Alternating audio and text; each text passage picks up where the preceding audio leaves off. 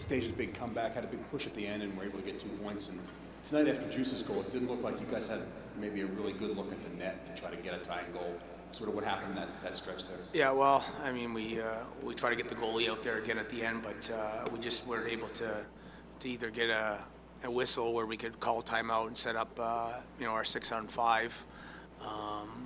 So we got a little bit of a lucky bounce there when it came off the wall, and we only had the goalie out for 26 seconds because I think Petey got to the bench with like 1:27 left and it was 1:01 when they scored. So we didn't really get set up in our normal 6-on-5 routine there. So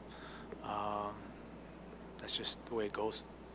It looked like your team did everything we've been talking about the last couple of games by a lot of puck possession, the offensive zone, continuous. Didn't really get anything of it. Yeah, what was missing? Well, I think you got to give the LaBarber some credit too. I thought he was, he made carry. I mean, point blank off a carry, and twice actually. One in the second period, one in the third. Made a good save on Mitchell in tight. I mean, we had plenty of opportunities tonight. Obviously, scoring has been a problem here the last couple games, but I thought we were in it. I mean, I wasn't crazy about our first period there. Obviously gave up 18 shots, but we came back and made a push at the end. And then second period, I thought we had some jump there, and kind of played more of our style. Shot them 10-5, and that's more what we've been seeing of late. But unfortunately, I didn't think we had all 18 skaters going tonight. I thought we had some guys with some energy and working hard, but we had some passengers tonight. And sometimes, I think it's tough to win hockey games consistently when you have some passengers. And we had some guys that weren't good enough tonight. Peters came back from his injury, probably was your best player by a large margin tonight. Encouraging, given the fact that, he had been off the ice and only came back recently, and, you got a lot of games ahead where you're going to need clutch goaltending. Yeah, no, that was really encouraging tonight. Obviously goaltending is at the end of the day your most important position, and I thought he was really sharp tonight and focused. Couldn't really fault him on both goals. They got a little bit lucky on that first power play goal, and the second one actually I think went off of Bergdorfer's stick on the drive there, and then the empty netter. So, yeah, he was certainly good. There was a couple shifts there in the third there we lost our composure and D-zone coverage, and he made a couple of huge saves there to keep it either 1-0 or 2-0 there. So, really liked his game, and now the key is for him to follow it up for his next start. With Beagle now being out long term with the Caps, what's the ripple down effect for you guys right now at center?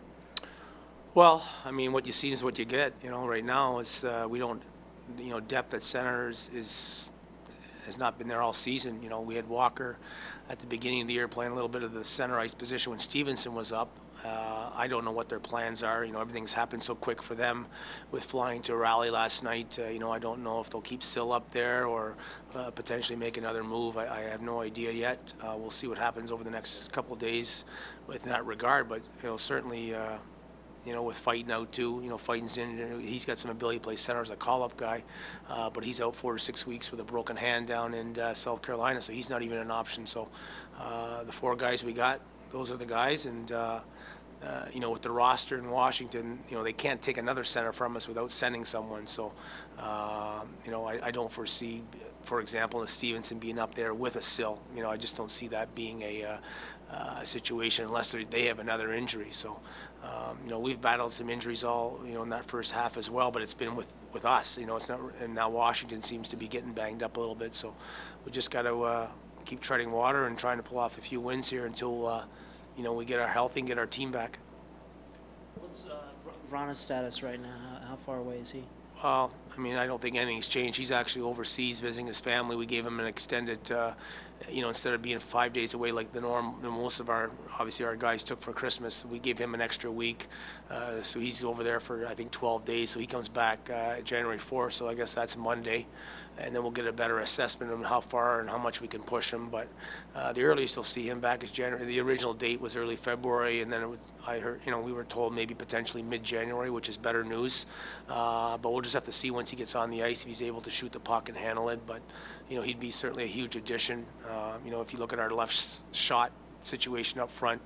You know, besides Borky in terms of high-end skill, you know, we don't really have that type of player. It's more of two-way grinder type of players. You know, the Collins, the Carries, you know, the O'Briens of the world. So certainly getting a left shot option with some skill will help our team once we're able to get him back. But in saying that, we can't expect miracles from Verona either. I mean, he's been out for 3 months, so it's going to take him some time to get back in the swing of things once we do see him.